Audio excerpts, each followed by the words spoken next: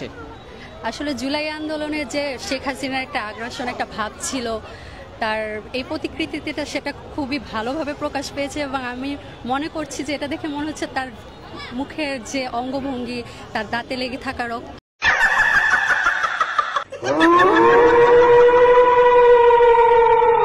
কি অপরাধ আমাদের যে ভাইদের রক্তগুলো সেটা তার মুখের সাথে লেগে আছে, ভাষায় প্রকাশ করার মতো না।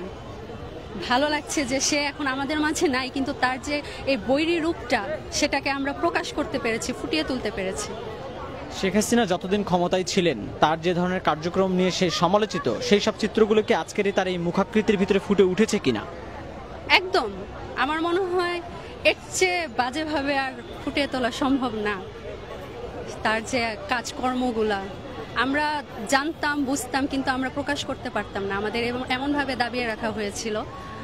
এখন আমরা মুক্ত, আমরা তার বিরুদ্ধে বলতে পারি, তার অবয়বটা আমরা প্রকাশ করতে পারি, এটারই তার প্রমাণ।